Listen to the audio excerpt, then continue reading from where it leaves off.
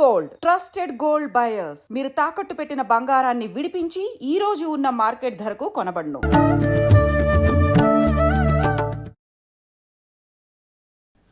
నమస్కారం, welcome to I dream. ధర్మ మార్గం విత్ విజిత కార్యక్రమానికి స్వాగతం. ప్రస్తుతం మనతో పాటు ఉన్నారు ప్రముఖ ఆధ్యాత్మికవేత్త, శ్రీ విద్యా ఉపాసకులు, ఎంతో మందికి మంత్రోపదేశం చేసిన గురువుగారు. ఆయన మంత్రోపదేశం కోసం, ఆయన ఉపాసన శిక్షణ ఇవ్వడం కోసం ఎంతో మంది ఎదురు చూస్తూ ఉంటారు. ఇప్పటికీ ఎంతో మందికి ఆయన ఇప్పటికే మంత్రదీక్షను ఇవ్వటం జరిగింది. ఇప్పుడు వారితో మాట్లాడి మనం మంచి మంచి విషయాలు తెలుసుకునే ప్రయత్నం చేద్దాం. వారే గురు కరుణామయ్య గారు. ఇప్పుడు వారితో మాట్లాడిద్దాం. నమస్కారం గురుగారు. నమస్కారం. బాగున్నారా? బాగున్నాను, మీరు ఎలా ఉన్నారు? అమ్మదే వల్ల బ్రహ్మాండంగా ఉంది. అంతే, మీరు ఆ మాట అనగానే మళ్ళీ జోస్ వచ్చేస్తుంది. గురుగారు, నేను ఇప్పుడు అడగబోయేది కళలకు సంబంధించి. అంటే చాలా మంది కళలో ఏదో ఒక మంచి పని చెయ్యాలి అని చెప్పి నాకు అమ్మవారు వచ్చి చెప్పింది అని చెప్పి బయటికి చెప్పేస్తుంటారు. మెలకు వచ్చిన తర్వాత నాకు ఇలా అమ్మవారు చెప్పింది అంటే అది వాళ్ళ భ్రమ అనుకోవాలా? నిజంగా కల్లో అమ్మవారు అలా వచ్చి ఇది మంచి పని, ఇది చేస్తే మంచి జరుగుతుంది, ఇలా నిజంగా చెప్తారా? చాలా మంది కళలో నాకు అమ్మవారు ఇక్కడ విగ్రహం ఉంది తీయమని చెప్పి, లేకపోతే అక్కడ ఆలయం కట్టించమని చెప్పి ఇలా రకరకాలుగా చెప్తున్నారని చెప్తారు. అంటే ఇలా చెప్పే వాళ్ళని కొంతమంది నమ్ముతారు, కొంతమంది దీనికి ఏదో పిచ్చి, డేలో ఏదో మాట్లాడి ఉంటుంది, దానికి సంబంధించి ఇప్పుడు కళ వచ్చింది అదంతా వదిలేయాలి, ఇలా తీసుకుంటాం. ఎలా తీసుకోవచ్చు అంటారు ఈ కళని? ఇంకొక విషయం, ఈ మధ్య కాలంలో నాకు ఒక ఫ్రెండ్ ఒక విషయం చెప్పింది. అది నేను ఇప్పటివరకు ఎవరిని అడగలేదు. ఇప్పుడు ఎట్లా కళల టాపిక్ వచ్చింది కాబట్టి మీ దగ్గర చెప్దాం అనుకుంటున్నా. తనకి శివుడికి అభిషేకం చేస్తున్నట్టు కళ వచ్చిందంట. చాలా ఎక్కువసేపు అలా చేస్తూనే ఉంది, మైమర్చిపోయిందంట. అభిషేకం చేస్తూ మొత్తం దేవుడిపై నా భక్తిని అంతా చూపించేసుకుంది. తీరా మెలకు వచ్చిన తర్వాత చూస్తే తను అప్పుడు నెలసరి సమయంలో ఉంది, పీరియడ్స్ లో ఉంది. తను ఇంకా ఏడుపు ఒక్కటే తక్కువ తనకి. ఏంటి ఇలా అయింది? నేను అభిషేకం చేసినంత వరకు బాగుంది, అది కళ అని తెలిసినా సంతోషపడేదాన్ని, కల్లో అయినా అంతసేపు చేసినా అని చెప్పి. కానీ తీరా చూస్తే నేను ఇలా ఉన్నాను, నాకేమైనా దోషమా, అసలు నాకు ఎందుకు వచ్చింది ఇలాంటి కళ? ఈ విషయం తను నాకు చెప్పింది. దీన్ని ఎలా తీసుకోవచ్చు అంటారు? అసలు ముందు మీ ఫ్రెండ్ విషయం తీసుకుందాం. జాగ్రత్త, స్వప్న, సుషుప్తి అవస్థలు 3 ఉన్నాయి. ఇందులో మీ ఫ్రెండ్ అనుభవం స్వప్న సుషుప్తుల్లో అనుభవించుంటుంది. ఇందులో ఈ రెండిట్లోనూ మీరు లేరు. స్వప్నంలో మీరు మనం ఉండము. స్వప్నంలో ఏంటి, నేను మగాడినా ఆడదాన్నా అంటే అది ఉండదు, అసలు ఏం ఉండదు. సుషుప్తి అంటే అసలు కల కూడా ఉండదు, అటువంటిది అది కాదు. అంచేత నేను లేనప్పుడు నాకు పీరియడ్స్ ఎలా వస్తాయి? మెలకొచ్చేకే నా స్థితి నాకు గుర్తొచ్చింది. అంచేత ఇంకోటి ఏంటంటే, ఆ స్థితిలో వచ్చిన ఈశ్వరుడికి తెలుసుగా నీకు పీరియడ్స్ ఉన్నాయని తెలుసు. అయినా సరే వచ్చేటంటే అది దోషం లేదనే కదా. నువ్వు దాన్ని సరిగ్గా అర్థం చేసుకుని నా దోషం ఉందని నువ్వు క్రియేట్ చేసుకుంటున్నావు కదా దోషం. ఆ ఈశ్వరుడు సర్వాంతర్యామి, సర్వజ్ఞ అని తెలిసినవాడు. ఈ అమ్మాయికి పీరియడ్స్ ఉంది, నేను కళ్ళలో రాకూడదని అనుకుని రాకుండా ఉండాలి కదా మరి న్యాయంగాను. అంతే.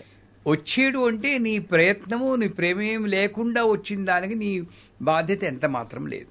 ఇకపోతే మా గురువుగారు చెప్పేవారు, 2 ఉన్నాయి, విజన్ అండ్ మెమరీ లీక్ అని. కళలు అనేవి మోస్ట్లీ మెమరీ లీక్. ఈవిడికి 3 వంతులు శివరాత్రి ముందు వచ్చి ఉండాలి కళ. ఇది శివుడి గురించి ఆలోచిస్తుంటా కదా, శివరాత్రి ముందు కాబట్టి శివుడు వచ్చేస్తాడు. అవన్నీ మెమరీ లీక్లు. అంచేత మోస్ట్లీ మెమరీ లీకే ఉంటుంది. విజన్ అంటే ఏమిటి అని మా గురుగారు అడిగితే, నీకు ఇంత ముందు చూడనటువంటి ఆకారాలు కానీ చూడలేటువంటి దృశ్యాలు కానీ కనబడితే నీ మెమరీకి బియాండ్ యువర్ మెమరీ, అది విషన్ అని గుర్తుంచుకోవాలన్నారు. ఇప్పుడు మా కళలో మధురై మీనాక్షి కనబడింది, మంచిదే, మెమరీ లీక్. ఆకాశంలోని పుష్పవర్షం కురిచింది, మెమరీ లీక్. కాకపోతే అరటి చెట్టు నుండి కలుపు వచ్చింది, బుర్ర తిరిగిపోతుంది. ఎలా వచ్చింది? ఏదో ఉద్దేశం ఉంది. దీని మళ్ళీ వ్యాఖ్యానాలు చెప్పమని అడుగుతుంటాను. నాకు నా గురువుగారితో కూర్చున్నప్పుడు కుంభాభిషేకం అప్పుడు ఇక్కడ కూర్చో జపం, కళ్ళు మూసుకోవాలన్నాడు. అప్పుడు కళ నిద్రపోలేదు కూడా. మూసుకుంటే చుట్టూరా ఉన్న జనాలకు బదులు గాజులేసుకున్న చేతులు వచ్చి, భూమి మీద నుండి చేతులు వచ్చి ఇలా మా మీద అక్షతలు వేస్తుంది. మా మీద అక్షతలు పైనుండి పడాలి కానీ భూమి మీద నుండి రావడం ఏమిటి? అలా చూస్తూనే ఉన్నానమాట. లోపల మా గురువు గారి గురుపత్ని అన్నపూర్ణాంబ వచ్చి, ఎరసుబ్బు ఇక్కడున్నావేటి? ఇక్కడే ఉన్నాను, గురుగారి పక్కన కూర్చున్నాను. లేదు ఇక్కడ ఉంటుంటే సహస్రాక్షి దగ్గర కూర్చుని నువ్వు లలిత సహస్రం చదువుతున్నా, నేను వినొచ్చాను. అంటే ఏమిటి, ఆ టైంలో శరీరానికి అతీతమైన అనుభవం కలిగింది. నేను ఇలా చూస్తున్నాను, నేను ఇక్కడే ఉంటే గురువుగారు నా వైపు చూసి నవ్వుతున్నారు. అది అనుభవం, అది విషన్ అని చెప్పి. కాకపోతే మరి కళ్ళలో అమ్మవారు కనబడి చేయమంది, అది చేయమంది అనుకుంటే ఓ పాజిటివ్గా తీసుకుని మెమరీ లీక్ అయినా కూడా మంచే కదా, చేస్తే పోయింది కదా, అది మెమరీ విజన్ అనుకుని నాకు అమ్మవారు గుడి కట్టించమంటే శక్తి ఉంటే గుడి కట్టిస్తే మన జీవితం బాగుపడుతుంది, 10 మందికి బాగుంటుంది. అదే ఎవరినో పొడి చేసినట్టు ఒక కళ వస్తుంది అనుకోండి, అది నేను మెమరీ లీక్ అనుకోవాలి. ఎవరి మీద నాకు కోపం ఉంది, అది దానికి మేనిఫెస్ట్ అయిపోయి పొడిచినట్టు అస్సలు పట్టించుకోకూడదు అనాలి. ఆ మెమరీ లేకని విజన్ కింద తీసుకోవాలి. దీన్నేమో అందుకే పీడకల్లని అందరూ అందరి దగ్గరికి వెళ్తూ ఉంటారు. స్వామి నాకు, మీకు కూడా చూడండి, ఒకప్పుడు దొంగాడెవడో ఇంట్లోకి వచ్చినట్టు మనం అరవాలనిపిస్తుంది, నోరు రాదు, అరుస్తున్నాం అనుకుంటాం. అవునా కాదా? అంటే ఏంటి, మీ మెంటల్ స్టేట్ ని బట్టి ఆ కళ వస్తూ ఉంటుంది. పీడకలు ఇవన్నీ వచ్చినప్పుడు చాలాసార్లు చచ్చిపోయినట్టు వస్తుంది, మనమే చచ్చిపోయినట్టు వస్తుంది, లేదా గొప్ప కష్టం వస్తున్నట్టు, బస్సు కింద పడిపోయినట్టు కూడా వస్తుంది.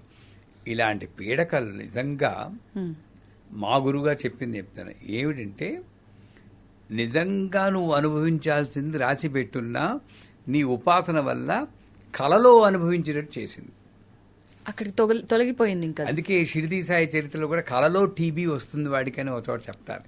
అంటే టీబీ అనుభవించాలి, నిజంగా అనుభవిస్తే సంవత్సరాల తరబడి దగ్గుకుంటూ కూర్చోవాలి. అలా కాకుండా వాడి నమ్మకం వల్ల, ఉపాసన వల్ల నిద్దట్లో కర్మ పూర్తిగా తీసేయలేడు, నిద్దట్లో అంచేత వచ్చి పీడకలన్నీ కూడా నా యొక్క కర్మ విశేషం చేత నిద్దట్లో అనుభవించేది, థ్యాంక్ యూ అని అనుకుంటే గొడవ లేదు.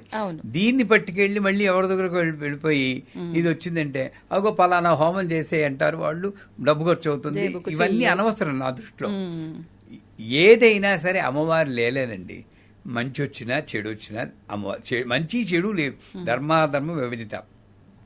మంచి కళ వచ్చింది, విదిత గారికి పట్టు చీర కొనివ్వండి అని వచ్చింది అనుకోండి, కొనిస్తే పోలే, మంచిదే చేస్తున్నారు కదా గురుగారు అయితే. అంతేగాని దాన్ని మళ్ళీ విశ్లేషణ చేసుకోవడం ఎందుకు?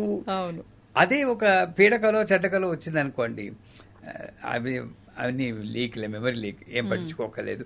ఎప్పుడో నిజంగా జరగాల్సింది నా అదృష్టం బాగుంది, కల్లో అయిపోయింది, నిజంగా అయిపోతే ఎంత ఘోరంగా ఉండని అమ్మవారికి థ్యాంక్స్ చెప్పుకోవాలి. పీడకలకి అమ్మవారికి థ్యాంక్స్ చెప్పుకోవాలి, అది కరెక్ట్ అయినటువంటి పద్ధతి. అంటే కళల్లో అమ్మవారు చెప్పింది నిజంగా వచ్చిందా అంటే, నమ్మితే అమ్మ లేకపోతే బొమ్మ అని అంటూ ఉంటారు కదా, అలాగే మంచి నమ్మకం ఉండడం ఎప్పుడు మంచిదే. రేపు ఏమిటో గ్యారంటీ లేదని అన్ని వేదం చెబుతుంది, ఉపనిషత్తు, కానీ నెక్స్ట్ వీక్ కలుస్తాను ఏ ధైర్యంతో చెప్తున్నావు? పాజిటివ్ కాబట్టి. అలాంటి పాజిటివ్ యాటిట్యూడ్ తీసుకుంటే ప్రతి కళ మంచిదైతే మనం వెంటనే చేసుకుంటే శక్తి అనుసారం మంచిది, లేదా విపరీతంగా వచ్చిందంటే పర్లేదు నాది కాదు అనుకుని బ్రష్ ఆఫ్ చేసుకుంటాం మంచిది. సూపర్ గురుగారు, అంటే మీరు చెప్పిన దానికి నాకు ఆల్రెడీ అంతా క్లియర్ అయిపోయింది. బట్ ఊర్లలో ఎక్కువగా పెద్దవాళ్ళు చెప్తూ ఉంటారు, అంటే పెళ్లికి సంబంధించిన కళ వస్తే ఎవరికో ఏదో జరగబోతుంది అని చెప్పి, నీళ్లు కళలో వస్తే కూడా మనకి ఏదో శోకం అని చెప్పి, ఇలా చాలా రకాలుగా చెప్తుంటారు. అవన్నీ ఒక పెర్మిటేషన్ కాంబినేషన్ థియరీ. 5 మందికి ఈ కళ వస్తే వాళ్ళ, ఇప్పుడు మా దీంట్లో శ్రీమంతం అలవాటు లేదండి అంటుంటారు. అవును అవును. ఎందుకు? శ్రీమంతం ఒక 4 సార్లు అటెంప్ట్ చేస్తే ఏ ముసలమ్మ వెళ్ళిపోయి ఉంటుంది, 70 ఏళ్ళ ముసలమ్మ ఎలాగా వెళ్ళాలి, వాళ్ళు శ్రీమంతానికి లింక్ పెట్టేస్తారు. ఈ శ్రీమంతం వల్ల ముసలం వెళ్ళిపోయేవారి 3 సార్లు 3 ముసలం వెళ్ళిపోతే ఇంక శ్రీమంతం మా ఇంట్లో రాలేదు, మాకు ట్రెండ్. మీ టీవీలో ట్రెండింగ్ అంటారు కదా, ట్రెండింగ్ అయిపోతుంది అంతే. అలాగ వచ్చిందే తప్పితే దీనికి దానికి అసలు లింక్ లేదండి. ఉండే స్వప్న, ఇప్పుడు ఏంటి, ఒకవేళ అలా వచ్చిందనుకోండి, స్వప్న వారాహి అని ఘోరే టాటా స్వప్నం టాటా అని ఒక మంత్రం ఉంది.